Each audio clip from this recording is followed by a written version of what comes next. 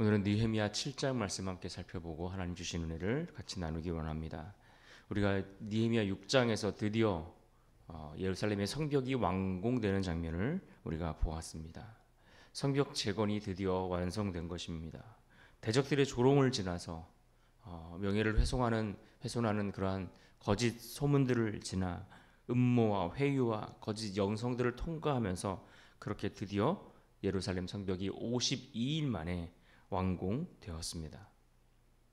그러나 성벽이라는 이 외형적 건물이 다 세워졌다고 해서 예루살렘의 회복이 완전히 이루어졌다라고 말할 수는 없습니다. 왜냐하면 하나님이 세우시려고 하는 것은 건물 형태의 도시를 이야기하는 것이 아니라 사람이기 때문에 그렇습니다. 그래서 느헤미야 7장은 공동체를 재편하는 장면을 볼 수 있는데, 다시 말해 백성들을 다시 세우는 그러한 시작이라고 말할 수 있습니다. 성벽이 완공되고 나면 사람을 세워야 하고, 사람이 세워져야 하나님의 나라, 하나님의 도시가 살아나기 때문에 그렇습니다. 우리가 이것을 기억해야 합니다. 늘 건물보다 사람이 먼저고, 사람이 세워져야 진짜 회복이 시작된다라는 것을 기억해야 합니다. 그래서 오늘 본문 시작을 보면 성벽이 완공되었을 때 느헤미야는 가장 먼저 한 일이 어떤 관리 체계 시스템을 만드는 것보다 먼저 사람을 세우는 일을 시작했습니다. 1절을 보십시오. 성벽이 건축됨에 문짝을 달고 문지기와 노래하는 자들과 레위 사람들을 세운 후에, 문지기와 노래하는 자들 그리고 레위 사람들을 세웠다라고 하고 있습니다. 왜 이들을 먼저 세우는 것이 중요했을까요? 중요하니까 당연히 이들을 먼저 세우지 않았을까요? 성문이라는 것은 도시의 생명을 지키는 경계선과 같다라고 말할 수 있습니다. 적이 침투하는 것도 문이고, 그리고 하나님을 예배하는 자들이 들어오는 것도 바로 그 문을 통해서 이루어지기 때문에 그렇습니다. 그래서 문지기는 단순한 경비 차원에서의 그런 임무를 맡은 자들이 아니라 하나의 영적 경계선을 지키는 영적 경계자, 공동체의 파수꾼과 같은 역할을 하는 이들이 바로 이 문지기라고 할 수 있습니다. 그래서 이를 위해 느헤미야는 특별히 두 사람을 세웠다라고 했는데, 한 사람은 하나니이고 다른 한 사람은 하나냐입니다. 하나니는 느헤미야의 친동생으로 추정되는 사람입니다. 그래서 느헤미야에게 처음 예루살렘이 불타고 황폐되어진 그 소식에 대해서 알려주었던 인물이기도 합니다. 그런 의미에서 느헤미야 입장에서도 매우 신뢰할 만한 그런 사람이었을 것입니다. 또 하나냐는 2절에 표현된 대로 충성스러우며 하나님을 경외하는 자라고 했습니다. 그래서 우리가 여기서 보아야 할 중요한 기준이 있는데, 충성스러운 사람이요 하나님을 경외함이 무리 중에 뛰어난 자라. 그러니까 하나님은 능력보다 이처럼 충성되고 어떤 스펙보다 하나님을 향한 경외함의 그러한 믿음을 가진 그러한 자세를 굉장히 중요하게 보신다라는 것을 우리가 알 수 있는 겁니다. 결국 교회를 세우는 첫 과정도 역시 사람을 세우는 것인데, 이 사람을 세울 때의 기준이 무엇입니까? 하나님을 경외하는 믿음과 자세가 있는가? 우리가 이것을 봐야 한다는 것입니다. 우리가 교회 일꾼들을 세울 때에 어떤 기준을 가지고 세웁니까? 인기 많은 사람들을 세웁니까? 아니면 돈 많은 사람들을 세우나요? 아니면 세상에서 뭔가 특별한 지식을 가진 그러한 사람들을 세웁니까? 그 무엇보다 오늘 성경이 말씀하고 있는 것처럼 충성된, 하나님 앞에 충성되었는가, 또 하나님을 경외하는 그러한 믿음이 그 안에 있는가 하는 것을 우리는 봐야 하는 것입니다.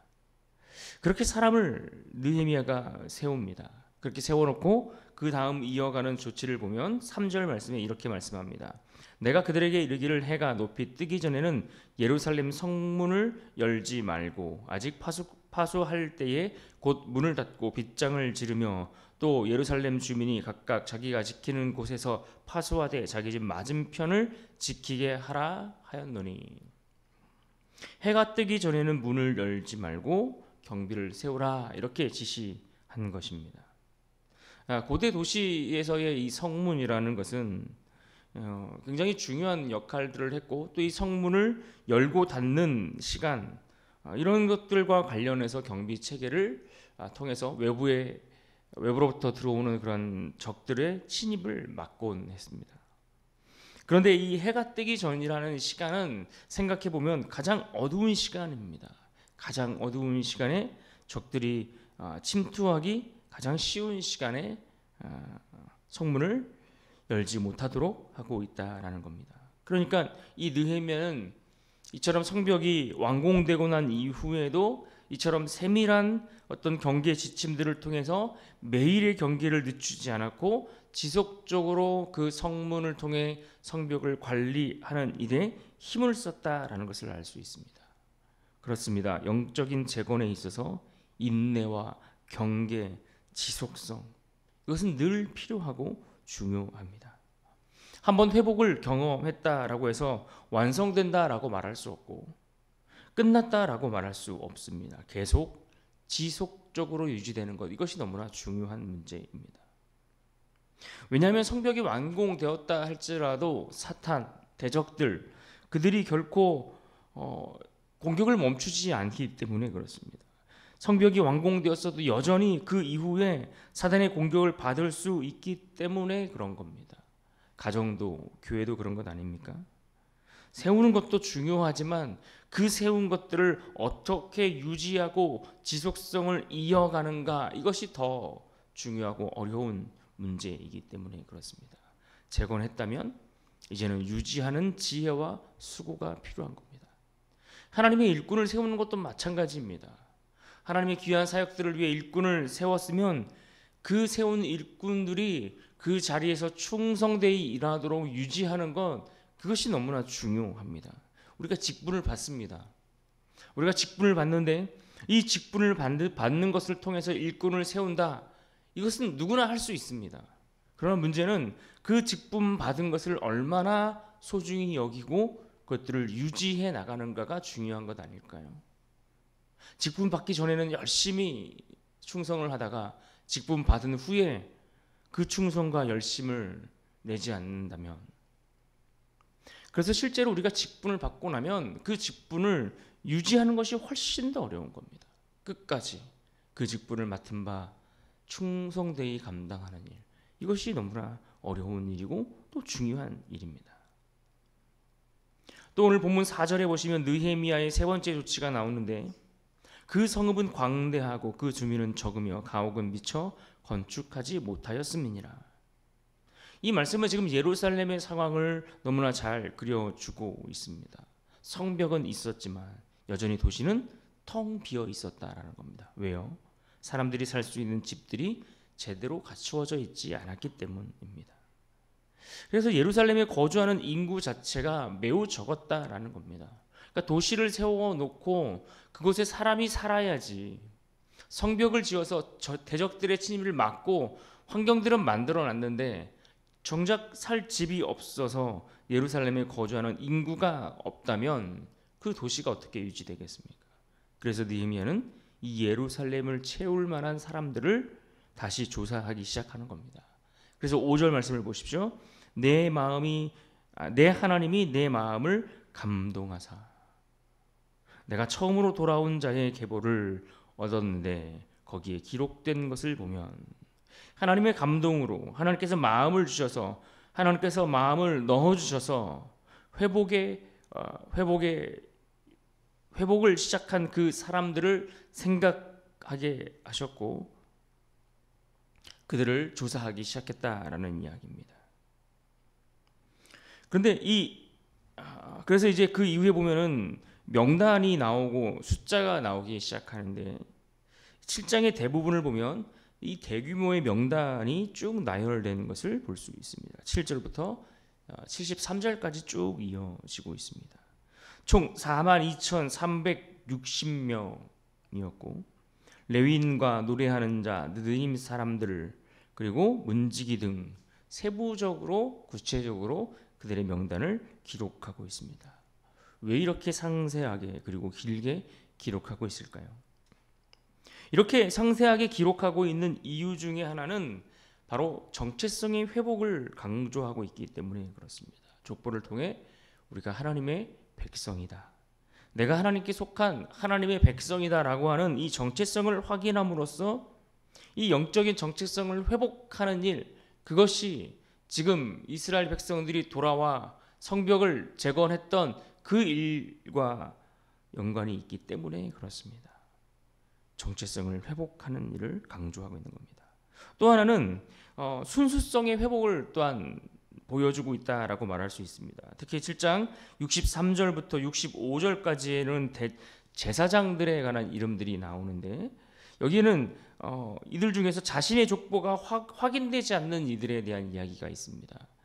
다시 말해서 자신의 족보가 정확히 확인되지 않으면 제사장의 직무를 그들에게 맡기지 않았다는 겁니다. 이 말은 거룩함을 위한 어떤 순수성을 지키기 위해서 그와 같은 조치를 취한 겁니다. 그들이 과연 그 혈통에 있어서 정말 정확한 그러한 계보를 가지고 있는가, 이것들을 통해서 이 거룩함을 지켜나가기 위한 순수성을 지켜가기 위한 그러한 조치, 특단을 누리고 있는 것을 볼 수 있는 겁니다. 또 이들의 명단을 통해서 우리가 생각해 볼 것은 공동체적인 어떤 책임을 회복하고 다시금 새기는 그러한 의미들을 가지고 있다라고 볼 수 있습니다. 그래서 레위인이나 노래하는 자, 문지기, 느디님 사람들과 같이 각자의 자리, 그들의 역할, 그 자리가 다시 정렬되고 있는 것을 우리가 볼 수 있습니다.